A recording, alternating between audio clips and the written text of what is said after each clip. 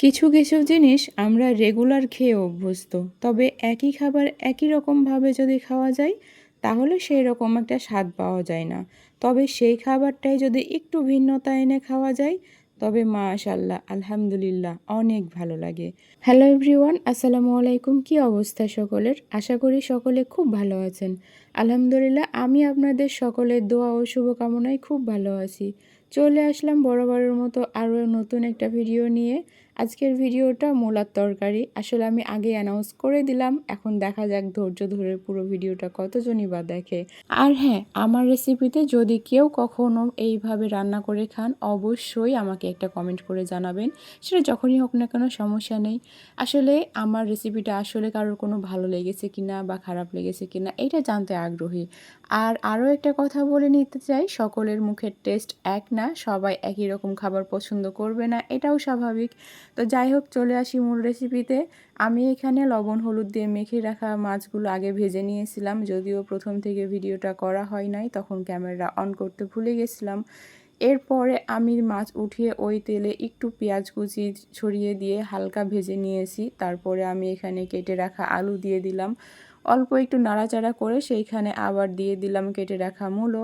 আমি এখানে আলু আর মূলো দুইটাই একদম চিকন স্লাইস করে কেটে নিয়েছি, যেহেতু আমি মাছের সাথে রান্না করব। আমার মনে হলো আজকে আমি এইভাবে রান্না করলে বেশ ভালো লাগবে। আসলে মাঝে মাঝে মনে হয় একইভাবে রান্না না করে একটু ডিফারেন্ট ওয়েতে রান্না করি, এই যা, এর থেকে বেশি কিছু না।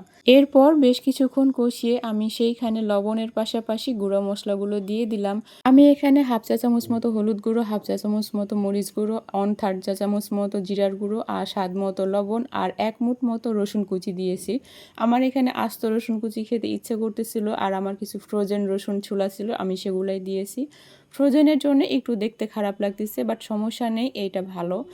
আর এখানে যেটা এক্সট্রা মশলা বলতে একটু দিয়েছিলাম সেটা হলো আদা। আমি 1/3 চামচ মতো আদা দিয়েছিলাম। তারপর এইটা ভালো করে কষিয়ে আমি ঢাকনা দিয়ে ঢেকে বেশ কিছুক্ষণ রান্না করে নেব। এটা অর্ধেকটা সেদ্ধ, জাস্ট কষাতেই হয়ে যাবে।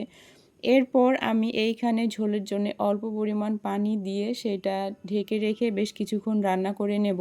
আমি এখানে অল্প একটু সময় নিয়ে নিতে চাই। যারা আমার চ্যানেলটা এখনও সাবস্ক্রাইব করেন নাই প্লিজ একটু সাবস্ক্রাইব করে নেবেন। আসলে আপনাদের এই এতটুকু সহানুভূতি আমাকে নতুন কাজের অনুপ্রেরণা যোগাবে, এই যা। এরপর সবজিটা একটু ফুটে আসলে আমি ঢাকনা তুলে সেইখানে আগে থেকে ভেজে রাখা মাছগুলো দিয়ে দিলাম, আর অল্প আর একটু পানি অ্যাড করলাম। আমার কাছে মনে হয়েছিল ঝোলের পানিটা একটু কম হচ্ছে, এই জন্য আমি আবার একটু পানি অ্যাড করেছি। আমি এইখানে টোটালে 2 কাপ মতো পানি ইউজ করেছি। এরপরে ঢাকনা দিয়ে ঢেকে আমি বেশ কিছুক্ষণ রান্না করে নিব। এরপর তরকারি থেকে তেল ওঠা একটা ভাব চলে আসলে আমি ঢাকনাটা তুলে সেইখানে কিছুটা ধনেপাতা কুচি আর কয়েকটা মরিচের ফালি ছড়িয়ে দিলাম। আলহামদুলিল্লাহ আমার আজকের রান্না তো শেষ। দেখা হচ্ছে পরবর্তী ভিডিওতে। সে পর্যন্ত সকলে খুব ভালো থাকবেন, আমার জন্য দোয়া রাখবেন।